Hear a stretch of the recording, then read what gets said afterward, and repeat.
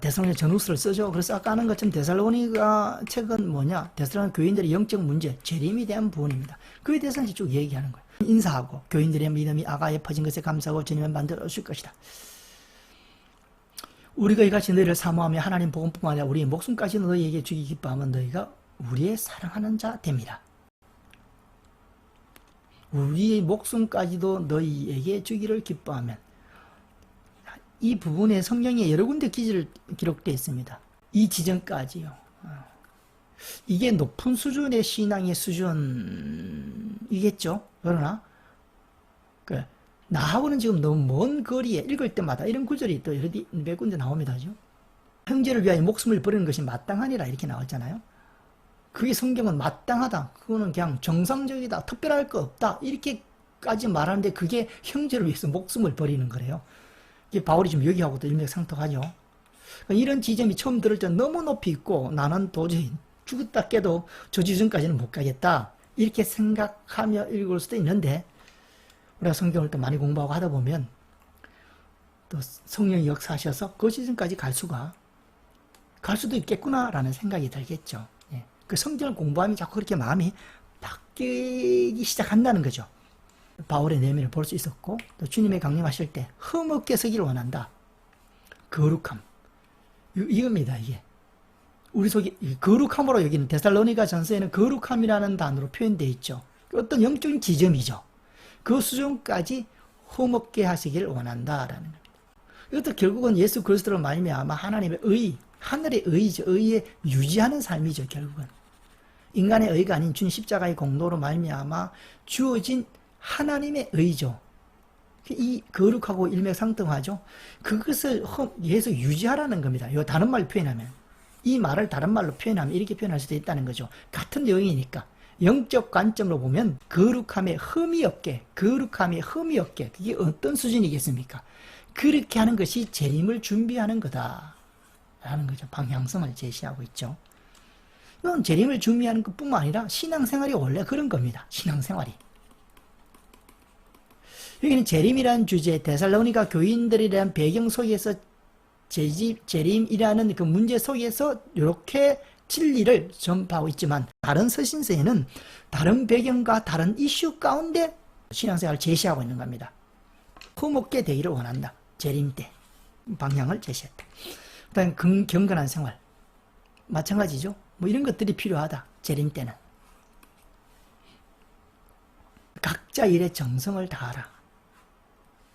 이것도 육체의 종욕을 피하고 서로 사랑하고 뭐 그런 것들입니다. 아까 이거하고 일맥상통하죠. 거룩이랑 의의 유지에 하나님의 의, 하나님의 한 의, 그 의를 접붙임 받아서 우리가 그것을 유지하는 삶, 그걸 바로 정욕을 피하는 삶이고 사랑하는 삶이고 각자 일에 정성을 다하는 겁니다. 각자 일에 정성을 다하라, 이게 이런 것들이 사실 필요하죠. 세상 사람들도 얘기합니다. 각자 일에 정성을 다하라. 그게 좋다고 하죠. 우리는 똑같이 얘기하지만 차이가 분명히 있어야 됩니다. 이 차이가 엄청난 거죠. 뭐냐면 우리는 각자 일에 정성을 다하래. 목표가 뭐냐?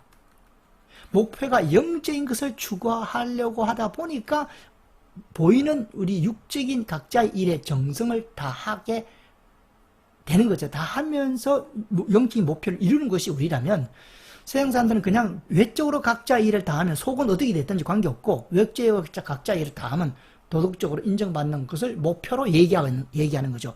얘기하는 목표가 다른 거죠. 똑같이 말하더라도 목표가 다르다는 겁니다. 우리가 똑같이 삼시세끼 밥 먹고 불신자와 신자가 다 똑같이 하고 일을 열심히 하죠. 불신자들도 물론 뭐 나쁘게 일하는 사람도 있고 뭐 불법을 행하는 사람도 있겠지만, 합법적으로 일하고 일을 열심히 하고 성실한 사람은 있지 않습니까? 우리도 성실해야 해요. 차이점은 뭐냐? 우리는 그 회사나 뭐 어떤 내가 처한 직장 속에서 그 외적인 일을 하면서 영적인 목표를 이루는데, 그 환경 속에서 불신자들은 그냥 영적인 목표가 없이 그냥 외적으로만 정성을 다 일하는 것이 끝이라는 것이 차이라는 거죠. 그렇게, 그래서 그 생활을 계속하라. 그 의미로 각자 일에 최선을 다하라. 재림 때. 이 말을 잘못 들으면 그렇죠. 아, 재림 때 외적으로 그냥 일만 똑바로 하라. 그건 반점이에요. 50점입니다. 50점. 재림 때 외적인 일은 평상시처럼 똑같이 하되 그 속에 영적인 목표에 더욱더 신경을 쓰고 영적인 목표를 이루기 위해서 지금 외적인 일에 정성을 다해가는 삶이 재림 때 주어진 삶이다. 영적 리더는 누구냐? 그걸 보는 자입니다. 그걸 말로 표현할 때는 그 사람의 언어 실력, 세상 언어 실력에 따라 차이가 나겠지만 그 언어 실력이 곧 사명자의 근거가 될 수는 없죠. 영적인 것을 보냐 안 보냐. 그래서 선견자는 나비 그러잖아요. 보는 자잖아요. 선지자는 나비 그러잖아요. 그 보는 게 중요합니다. 사실 보는 게. 그 다음에는 자기가 각자 갖고 있는 인간의 역량대로 학력 수준이 그만큼이면 그만큼대로 언어 수준이 그만큼이면 그만큼대로 자기가 영적으로 본 것을 어설프게 전할 수도 있고 부족하게 전할 수도 있지만 분명한 그 개념을 갖고 전하고 있다는 거죠. 이게 바른 선지자다라는 겁니다. 언어는 유창하게 잘하지만 그 사람을 감동시키지만 보는 게 미비하면 그건 문제 있는 사역자인 거죠. 도적 같지만 너에게는 그렇지 않을 것이다. 이게 또 상반된 또 표현이 있단 말입니다. 주님의 재림에 대해서 흠없이 온전하게 보존되기를 바란다. 그게 바울의 재림 때 주어진 이야기다.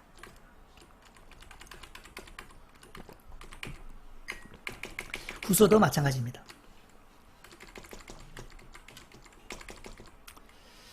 핍박 속에서도 믿음을 지켰다는 고난을 통해서도 하나님 나라에 들어갈 것이다. 이거는 고통을 준 사람에는 그들을 갚을 것이다. 이건 어떤 영적인 모습을 보고 그냥 설명하는 겁니다. 바다를 봤다 그러면 야, 깊은 곳에 가면 빠져 죽는다. 배 타고 내려가가지고 고기를 잡을 수 있다. 이렇게 얘기할 수 있습니다. 바다에 대한 이해가 있으면 그 오만 얘기 다 할 수 있는 겁니다. 바다에서. 바다에 대한 이해가 있었다면 그 신앙에 대한 이해가 있기 때문에 이런 말들을 할 수 있는 거예요. 이건 말만 하느냐? 아니죠. 다른 서신서에 굉장히 많은 말들이 많잖아요. 많은 메시지가 있잖아요. 다른 서신서에 없는 플러스 알파 내용도 또 바울은 또 쓸 수가 있는 거죠. 그 바다에 대한 명확한 개념을 갖고 그에 대한 파악을 했다면 바다에 대해서 여러 가지를 설명할 수 있는 겁니다. 그 속에는 물고기도 있고 가재도 있고 파도도 치고 바다에 대한 이해가 없으면 파도를 친다? 물고기가 있다. 이 매치가 잘 안 될 수도 있어요. 그러나 바다에 대한 이해가 있으면 충분히 하다. 서신서는 그런 거죠. 그래서 이것뿐만 아니라 영적인 핍박 속에서 믿음을 지켰다 칭찬해 주는 거죠. 고난을 통해서 하나님 나라에 들어갈 것이다. 영적인 원리 중에 수많은 원리 중에 하나하나를 수많은 진리 중에 하나하나를 언어로 조금씩 표현한 것뿐이죠. 다 귀한 것들이죠. 우리는 반대로 알아가죠. 처음에는 이런 표현들을 그 성경을 많이 읽으면 이런 표현들을 자꾸 읽다 보면 처음엔 헷갈리지만 자꾸 읽다 보면 바울이 얘기하고자 하는 핵심이 뭔가 하는 것이 깨달아지고 그 지점까지 가는 겁니다. 재림의 때에 대해서 얘기합니다. 그 다음에 실천. 선한 일 하라. 일하기도 싫으면 먹지도 말라. 재림이 가까울 때 얘기하죠. 일하기도 싫으면 먹지도 말라. 우리가 영적인 일은 외적인 인생을 통해서만 영적인 부분의 변화와 영향을 끼칠 수가 있습니다. 우리가 죽으면 그 다음 우리가 신앙이 자라려고 해도 안 자라죠. 외적인 몸을 갖고 이 땅을 살아낼 때 영적인 변화와 성숙이 있는 거죠. 만약 죽어도 자란다 그러면 불신자가 죽어서 믿고 죽어서 신앙생활에서 신앙이 자라면 되죠. 그때는 우리가 몸을 잃어버린 상태에서는 신앙이 안 자라는 거죠. 신앙이 안 자랍니다. 그러니까 몸을 잊고 있는 이 인생이 정말 귀하고 아주 소중한 기간입니다. 그래서 일하는 게, 살아가는 게, 하루하루의 삶이 소중한 거예요. 그래서 일하라는 거죠. 그런 의미. 일하기 싫으면 먹지도 말라. 왜냐하면 일하는 데서 그런 영적인 성숙이 있기 때문이죠. 안 그러면 산속에 들어서 가만히 있으면 되죠. 그래가 영적 일만 한다. 그래서 영적 일이 잘하지는 않습니다. 물론 조금만 잘하겠죠. 그 자기가 이때까지 외적인 삶을 살아온 그런 해놓은 것이 있으면 그것 때문에 지금은 좀 쉬고 하는 부분에서는 도움이 되지만 거기에서 영적인 성숙은 잘하지 않습니다. 이게 또 얘기하려면 더 길어지죠. 그래서 일을 해야 되죠. 아까처럼 그런 식으로 일을 해야 됩니다. 데살로니가 전서에도 아까 나왔죠. 평상시 일을 하되 영적인 목표를 가지고 일을 하라라는 겁니다. 그게 선한 일이죠. 쉽게 한마디로 정리하면 선한 일이죠. 영적 길, 선한 일을 하는 동안 낙심. 선한 일을 몸으로 하잖아요. 몸으로. 그러니까 선한 일을 하는 동안 낙심하지 말라. 영적 비전. 교훈을 따르지 않는 자는 가까이 하지 말되 우리 손에 원수가 아니라 형제처럼 대하라. 가까이 하지 않으면서도 형제처럼 대하라. 뭐 그런 신앙의 원리를. 이거 이제 본문을 읽으면 우리가 자세히 알 수가 있겠죠.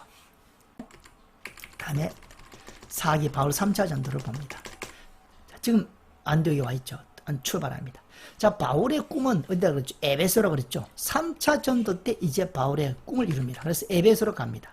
가서 내가 성령을 받았느냐 묻고, 그러니 이 사람들이 아볼로 얘기를 하죠. 아볼로. 성령이 계심을 우리가 듣지도 못했다.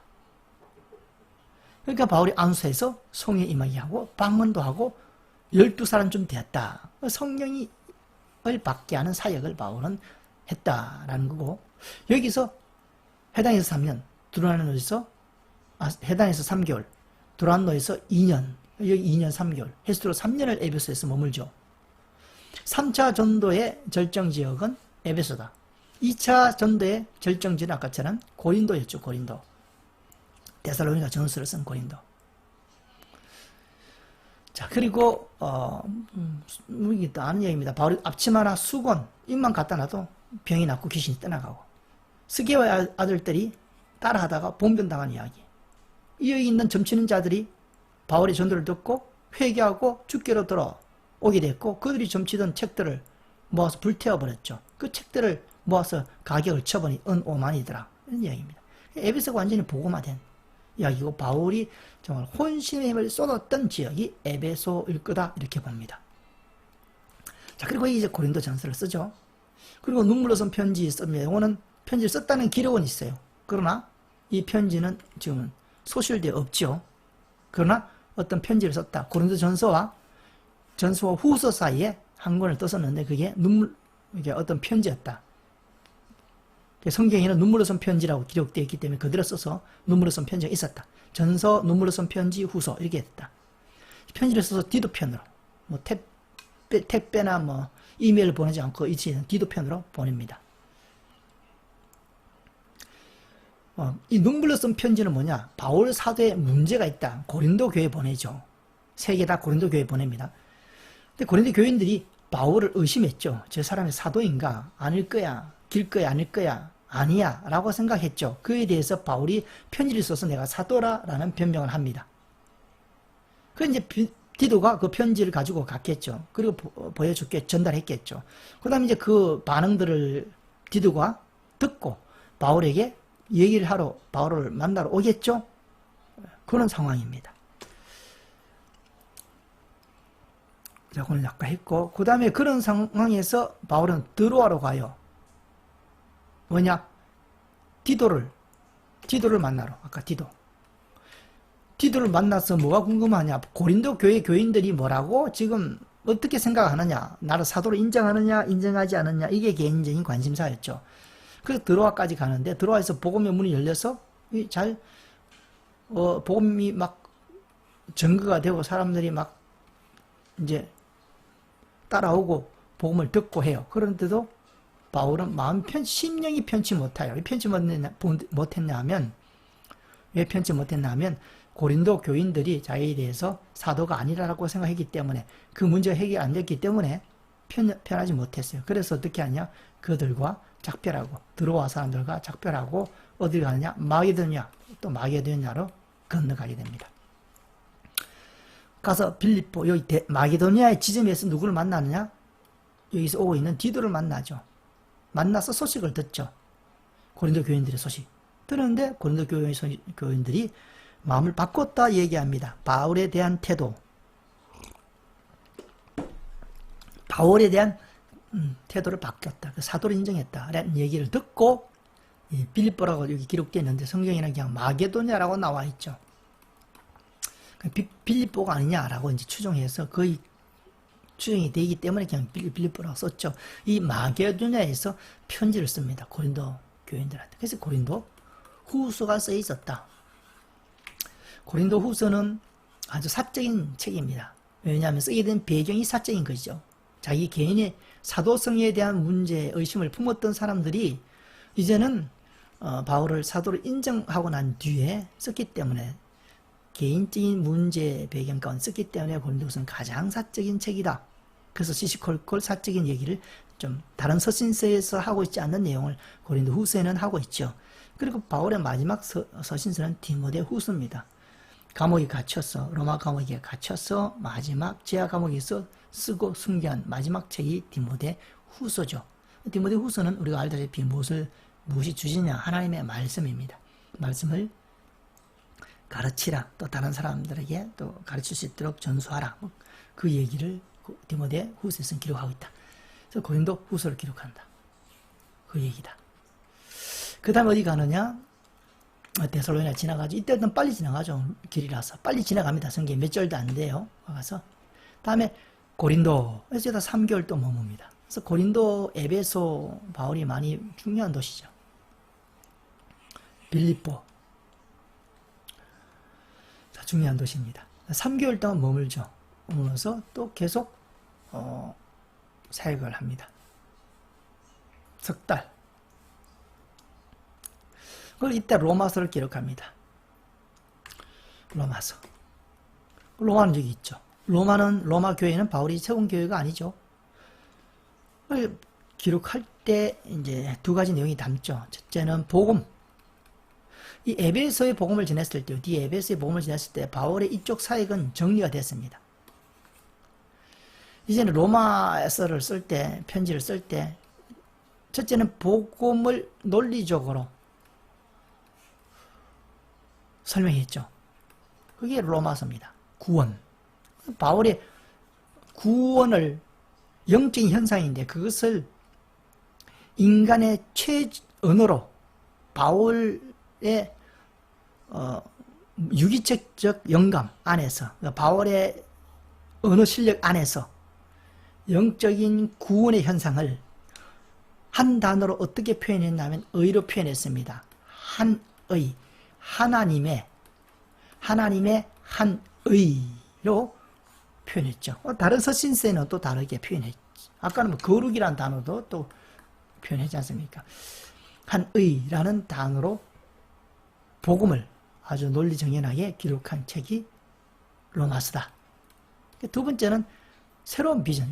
저기 스페인까지 가서 복음, 이 지역의 복음 전환이 끝났으니까 새로운 꿈, 비전, 성교의 비전을 제시하고 있는 것이 로마서다. 이렇게 봅니다. 물론 일본 내용이 많겠죠. 그래서 로마서를 정리해야 구원이 정리가 되죠.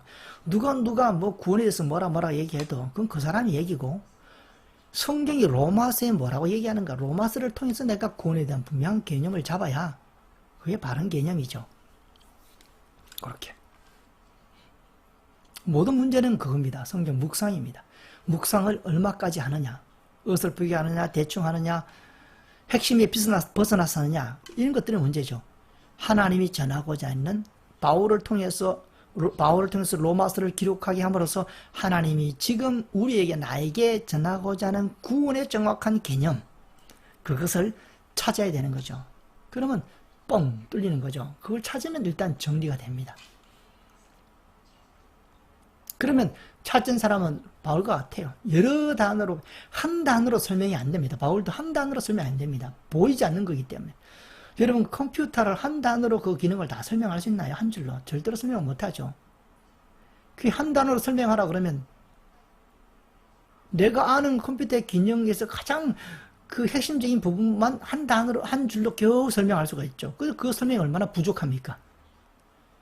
근데 그런 부족한 설명을 듣고 구원을 알았다고 얘기하는 것도 이상해요. 이게 여러 성경 전체를 읽어야 됩니다. 그러니까. 그렇죠, 여러분. 메타버스라는 이 가상세계에 대한 개념을 한 단어로 그거 다 설명하나요? 한 단어로 설명할 수 없습니다. 근데 한 줄로 설명할 수 없습니다. 핵심은 들을 수 있지만 자세한 충분히 개념을 파악할 때까지 한 줄로 설명할 수 없잖아요. 들어도 전달 안 되고. 그러나 전하는 입장에서는 최대한 줄여서 한 줄로 메타버스가 뭐야 라고 전하지만 그 한 줄을 해석하지 않고 깊이 있게 섬세하게 보지 않으면 한 줄 들었다고 해서 메타버스에 대해서 다 아는 건 아니잖아요. 근데 성경 읽는 사람은 그렇게 읽는다니까. 성경에 구절이 있으면 그것이 다 아는 것으로 성경 이야기라고 성경이 전하는 거라고. 맞죠? 성경 이야기고 성경이 전하지만은 그 한 줄에 다 의미를 전하고 있지 않은 건데 막 마냥 그게 한 줄에 다 전하고 있는 것처럼 여기 있다는 거죠. 그 언어에 대한 이해를 조금 해야, 그래서 성경 전체를 읽어야 된다는 겁니다. 저는 읽을 수밖에 없어요, 언어는. 그리고 메타버스 한 줄로 딱 읽고 그거 가지고 다 알면 다른 게 필요 없죠. 한 줄로 다 이렇게 이해가 되면 얼마나 좋겠습니까? 그 한 줄로 이해가 안 되잖아요. 그래서 뭐 한 10시간을 공부하고 그래서 뭐 여러 시간 강의도 듣고 충분히 듣는 만큼 메타버스에 대해서 좀 이해가 가고 개념이 잡히기 시작하는 거죠. 성경도 마찬가지입니다. 언어로 기록됐잖아요. 그러니까 자꾸 읽고 봐야 됩니다. 그 다음에 빨리 돌아옵니다. 돌아와서 어디로 가느냐?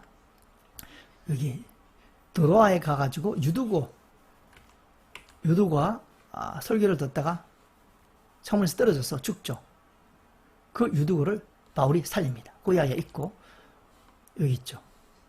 그 다음에 여기 아소로 걸어서 갔다가 밀리드에서 고별 설교를 합니다. 장로들을 불러요. 에베소에 있는 장로들을 불러요. 바울은 에베소에 가고 싶었겠죠. 에베소에 가고 싶다라기보다 하여튼 마음이 에베소에 크게 두고 있죠. 그런데 밀리드에 와서 장로들을 불러서 설교합니다. 내가 3년 동안 이때 바울이 이 얘기를 들어보면 바울의 마음을 읽을 수가 있죠.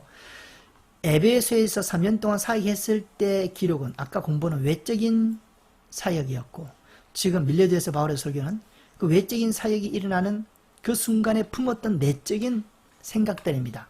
그래서 겸손과 눈물로 섬겼습니다. 외적으로는 하나님의 기적과 귀신이 쫓겨가고 병이 낫고 말씀을 전하고 이런 외적에서 많은 사람들이 모이고 이런 외적인 현상들이 부흥이나 뭐 이렇게 현상들이 나타났죠. 그러나 그 외적인 현상이 나타나는 내면 속에 바울의 마음은 겸손과 눈물이 있었다라는 거죠. 아, 이게 진짜구나. 겸손과 눈물이 있는 가운데 외적인 부흥과 성장과 치료와 기적이 나타나야 그것이 진짜고, 외적으로는 많이 나타나지만 속으로는 이런 부분이 없다 하면 그건 가짜인 겁니다.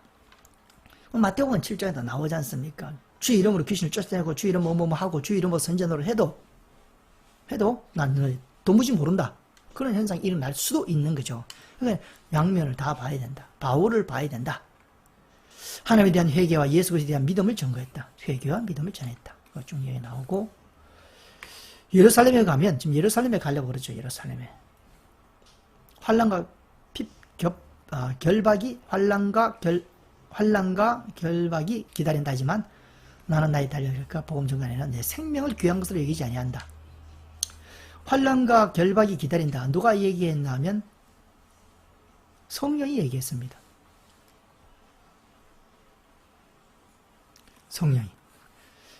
성령이 얘기합니다. 바울아, 너 여기 가면 환난과 결박 받을 거야. 근데 바울은 갔죠. 그러니까 성령의 음성을 듣고 이것이 성령이 의도한 게 뭔가를 파악해야 됩니다. 성령이 얘기한 것은 환난과 결박이 있으니 너 가지 마라 라는 의도로 환난과 결박이 있다라고 얘기한 것이 아니고, 어쩌면 환난과 결박이 있는데 너 갈 거냐? 라는 메시지겠죠. 그게 바울이 그래도 가겠다라는 얘기입니다. 그래서 하나님의 말씀, 똑같은 말이지만 의도가 중요합니다. 의도가. 많은 사람들 문제가 의도를 파악하지 못하잖아요. 그냥 단어만 가져가잖아요. 나 밥 먹기 싫어. 그 사람은 진짜 밥 먹고 싶을 수도 있는 겁니다. 의도가 중요하죠. 그게 언어라는 거죠. 그래서 언어에 대한 이해를 먼저 갖고 성경을 읽어야 되지. 언어에 대한 이해 없으면 나 밥 먹고 싶다 그러는데 어떻게 해서 밥 먹기 싫다고 해석하느냐 이렇게 나오는 거죠. 그런 부분들입니다. 그러니까 언어에 대한, 그러니까 같은 성경 가지고 정반대되는 주장이 나올 수가 있는 게 언어거든요. 그러니까 바른 언어 해석이 필요한데 바른 언어 해석을 위해서는 언어학을 공부해야 된다라는 거죠. 수수학에는 당연히 공부해야 되고 그런 것을 충분히 공부해 놓으면 오류에 덜 빠진다라는 겁니다. 언어에 오류가 워낙 많았어. 청문회나 무슨 뭐 할 때 볼 때도 언어 장난을 많이 치잖아요. 예. 언어에 따라 막 왔다 갔다 하잖아요. 그게 참 언어라는 것이 참 그게 뭐라고 표현해야 될지 모르겠지만 굉장한 그 역할을 하는 것이 언어입니다. 한마디에 사람이 달라지잖아요. 목숨도 달라지고 어느 한마디에. 그런 부분들이다. 언어는 어떤 목사님은 그래요. 언어는 원래 영적인 거다. 하나님이 만드셨다. 이렇게 얘기하시는 목사님도 계세요. 자세히 또 봐야겠지만 시간이 없어서 못 봤지만 그런 부분도 있습니다. 자, 그리고 그럼에도 불구하고 결국 예루살렘에 갑니다. 또 한 번 더 예언을 받아요. 그게 아가보의 예언입니다. 똑같은 예언을 해요. 너 가면 결박당한다. 그러니까 결박당할 뿐만 아니라 죽을 것도 각오했다. 성령님이 얘기할 때는 내 생명을 조금 더 귀하는 것으로 여기지 않겠다. 지금 아가보라는 예언자가 예언했을 때도 결박당한다니까 결박당할 뿐만 아니라 내가 죽는 것도 각오했다. 바울의 마음을 읽어볼 수가 있습니다. 뜨거움, 하나님의 사랑, 육을 벗어난 사랑이죠. 죽을 것도 각오했다면 육을 떠난 사람이죠. 거의 육은 붙어 있지만 그걸 떠난 사람이나 방불할 정도의 그런 상태였다. 결국 가서 예언대로 결박당합니다. 그래서 도착하는 것까지 우리가 3차 전도 여행으로 봤습니다. 여기서 약 2년 몇 개월 2년 머물고 그 다음에 로마로 가죠. 그럼 여기서 2년 예루살렘에 들어가는 때부터 우리가 4차 전도로 봤습니다. 지금 3차 전도니까 여기서 끝내고 4차 전도는 그때부터 시작한다. 4차 전도는 안디옥에 출발한 것이 아니고 예루살렘에서 죄수의 신분으로 로마로 가게 되는 것이 4차 전도 여행의 시작이다. 그렇게 보면 됩니다. 그리고 이제 여기 3차 전도 갔다 와서 고린도 전후서 로마서를 쓰죠.